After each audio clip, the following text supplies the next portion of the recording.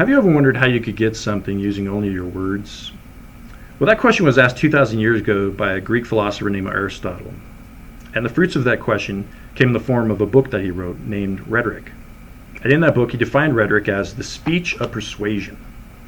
Now, there's many forms that Aristotle described that fell under the rubric of rhetoric. But the one I want to talk about, and the one most prevalent, is deliberative rhetoric.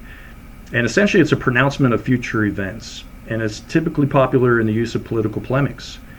And it essentially explores potential future consequences. So like in the debate of a given policy, we'll talk about what the future consequences are. Aristotle described three ways in which to appeal to an audience. And that is ethos, logos, and pathos.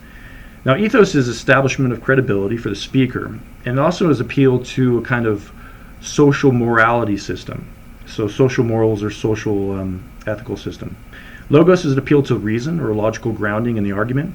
And pathos is an emotional appeal, meaning that it attempts to touch people's hopes, their fears, their insecurities. Now, it's important to understand that rhetoric is a tool that's not inherently evil or good, but it is, in fact, a manner, the way in which it's employed can tell us a lot about the speaker's motives. And so I have a prompt here. This is a brush-comb combination. And essentially what it illustrates for me is that it's like rhetoric is like a brush in the way that it applies words like color to a surface. And it does this in order to create or enhance an image. And the comb is a lot like rhetoric in the way that it allows a kind of styling of the message. And it allows it to do so uniquely and in a way that hopefully elicits a desired response. So I've attempted to contrast an ad hoc analysis of rhetorical speeches by testing whether the composition in fact possesses any of the three appeals of logic, ethos, or pathos, and whether that appeal is effectively persuasive.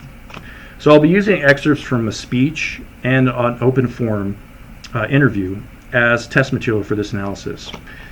So my first material is from the popular MLK speech, Martin Luther King speech, I Have a Dream, that was done in 1963 in Washington, D.C. at the steps of the Lincoln Memorial. And he said, "I have a dream that my 4 little children will one day live in a nation where they will not be judged by the color of their skin, but by the content of their character." And I feel that's an immediate appeal to the pathos. It describes the innocence of children. What do we describe as innocent in children? It seems to be their kind of lack of prejudicial and preconceived notions about others, and seeing people as they truly are and not what we think. King also goes on to refer to his movement as a kind of attempt to cash in a promissory note. And the promise made by the Constitution and Declaration of Independence is this promise.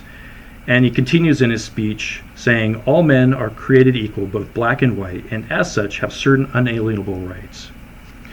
So I feel that this is a petition of logos and ethos, both the American tradition of equality under the law, as well as the reference to the legal document itself, the Constitution, as a form of establishing credibility, and also to reason, the idea that all men are in fact equal under their Creator.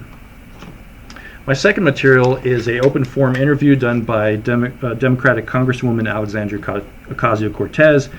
This took place at the MLK Now event in New York, and this interview was conducted by T. Nahis Coitus. And she says, "Millennials and Gen Z and all these folks that come after us are looking up, and we're like, the world is going to end in 12 years if we don't address climate change. And your biggest issue is how we're going to pay for it?" And AOC continued to say that this fight for climate change was in fact akin to the World War II for her generation.